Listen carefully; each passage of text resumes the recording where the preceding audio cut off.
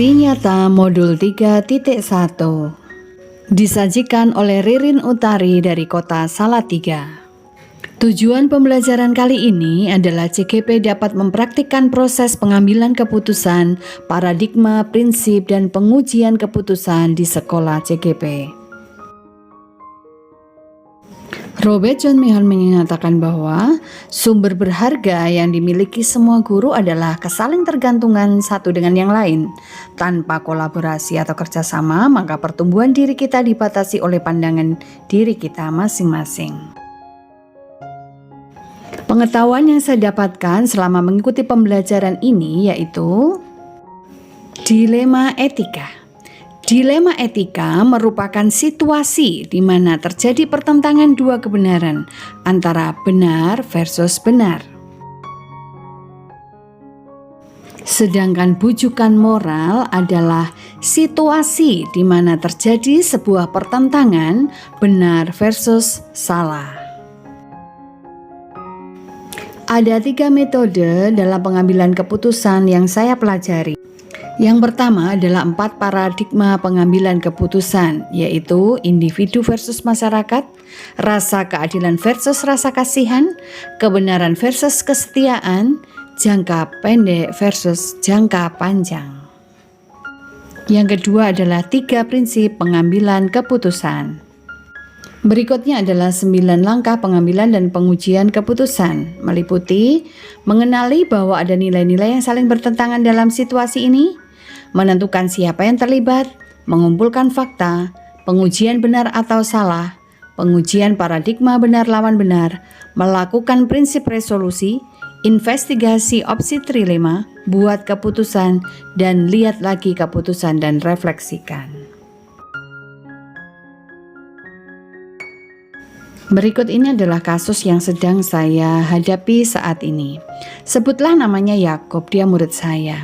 Yakob suka sekali bercerita. Dia senang main game dan nonton film di YouTube. Setelah nonton, dia akan menceritakan dengan detail isi ceritanya. Namun ia sangat kesulitan membaca.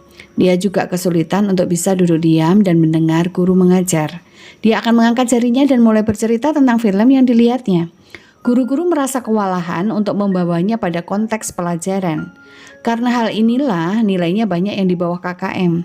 Beberapa hal yang sudah saya lakukan juga guru-guru yang lain adalah memberi tambahan pelajaran. Dan saat pandemi yang lalu, dia diizinkan untuk tetap masuk sekolah karena Yakob sangat kesulitan belajar secara online. Tahun sebelumnya Yakob juga sudah pernah tidak naik kelas karena tidak memenuhi prasyarat kenaikan. Sehingga tahun berikutnya dia dinaikkan.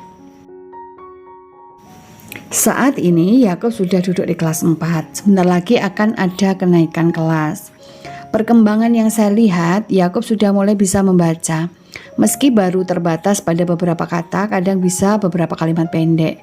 Orang tua Yakob sangat mendukung dengan jalan membawa ke psikolog anak dan melakukan terapi. Yakob sudah mulai mau mendengar. Pertanyaan yang diajukan sudah mulai relevan dengan materi yang disampaikan guru. Hanya jika dia bosan, dia akan melakukan aktivitas yang dia suka, misalnya menggambar. Aturan di sekolah saya masih menerapkan syarat kenaikan kelas yaitu maksimal 3 nilai di bawah KKM. Dilema yang saya hadapi adalah di satu sisi keadilan, bahwa semua siswa hendaknya diperlakukan sama mengenai syarat kenaikan. Nilai Yakob belum mencukupi jika semua tes dikerjakannya sendiri. Di sisi lain, rasa kasihan karena perjuangan yang telah dilakukan oleh Yakob dan orang tuanya hingga tahap sekarang ini. Rapat Dewan Guru akan dilakukan pada bulan Juni, sekarang bulan April, dan saya harus mempersiapkan semuanya. Apa yang harus saya katakan pada rapat Dewan Guru nanti? Paradigma yang saya gunakan adalah rasa keadilan versus rasa kasihan. Dalam paradigma ini ada pilihan antara mengikuti aturan tertulis atau tidak mengikuti aturan sepenuhnya. Saya akan menguji keputusan yang akan saya ambil. Bagaimana jika saya memutuskan untuk menaikkan anak dan sebaliknya? Pengujian dimulai. Prinsip yang mendasari pilihan pengambilan keputusan saya adalah berpikir berbasis rasa peduli atau care-based thinking. Uji pertama yaitu nilai-nilai yang saling bertentangan. Dilema keadilan lawan rasa kasihan. Sebenarnya adil jika memutuskan untuk tidak menaikkan Yakub kembali karena sesuai aturan, yaitu jika nilai di bawah KKM lebih dari 3 mapel, anak tersebut tidak dapat dinaikkan. Sebagaimana juga diterapkan untuk siswa lainnya. Untuk rasa kasihannya yaitu Yakub dan orang tuanya sudah berusaha semaksimal mungkin dan sudah ada perubahan yang cukup bagus meski belum bisa mengejar kemampuan siswa kelas 4 di kelasnya. Uji yang kedua yaitu siapa saja yang terlibat dalam situasi ini? Yang terlibat dalam situasi ini adalah guru atau wali kelas, kepala sekolah, orang tua, murid, dan yayasan. Uji yang ketiga yaitu fakta-fakta yang relevan. Guru-guru lain pun menyampaikan bahwa Yakub sudah mulai mau mendengarkan guru dan mengerjakan tugas meski masih dibantu. Sedangkan dari orang tua Yakub sangat mendukung dengan jalan membawa ke psikolog anak dan melakukan terapi. Yang ketiga, dari Yakub sudah mulai bisa membaca meski baru terbatas pada beberapa kata, kadang bisa beberapa kalimat pendek.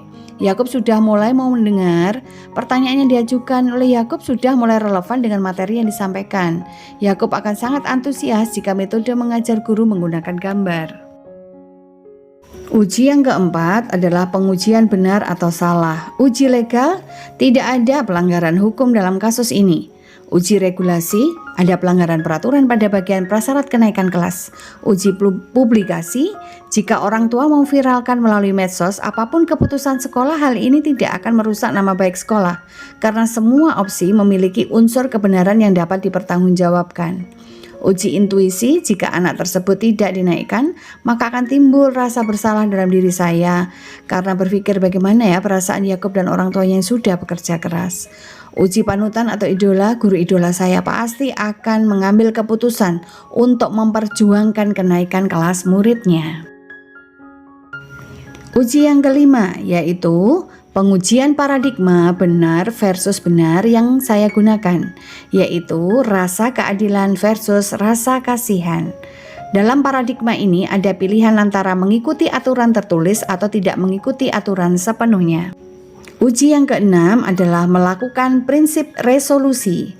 Yang saya pilih adalah berpikir berbasis rasa peduli atau care-based thinking. Uji yang ketujuh yaitu investigasi opsi trilema. Opsi pertama mengikuti aturan yang berlaku berarti tidak menaikkan anak kembali. Opsi kedua membuat pengecualian dengan tetap menaikkan anak. Opsi yang ketiga tetap menaikkan anak tersebut.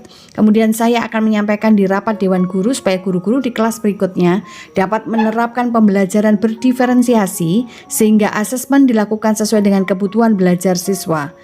Diseminasi pembelajaran berdiferensiasi baru saja saya lakukan, jadi rencana akan dilaksanakan di tahun ajaran baru.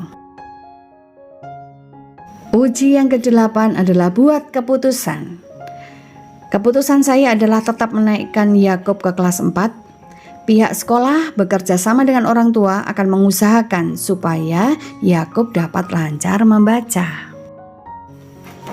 Uji ke-9 yaitu lihat lagi keputusan dan refleksikan. Yang pertama, lebih dari 3 nilai di bawah KKM seharusnya cukup menjadi alasan untuk saya kembali tidak menaikkan Yakub. Yang kedua, dilema tidak menaikkan siswa adalah benar karena berpikir berbasis peraturan. Sedangkan memberikan pengecualian atas dasar masa depan anak juga tidak salah karena berpikir berbasis rasa peduli. Yang ketiga, sekolah perlu mereview aturan sebelumnya untuk menangani kasus yang serupa. Kesimpulannya, tahapan pengambilan dan pengujian terhadap studi kasus pilihan ini telah tepat karena sudah memenuhi 9 langkah pengambilan dan pengujian keputusan. Hal-hal menarik dan tak terduga yang saya temui dalam menganalisis kasus ini adalah yang pertama, dalam pengambilan keputusan haruslah melalui tahap yang mendalam agar keputusan yang nanti saya ambil dapat saya pertanggungjawabkan dan bisa diterima oleh semua pihak. Yang kedua, pengambilan keputusan harus selalu dilaksanakan dengan musyawarah mufakat dan berpihak pada murid. Yang ketiga, pentingnya meminimalisir dampak negatif dari masalah yang muncul akibat dilema etika baik jangka pendek maupun jangka panjang.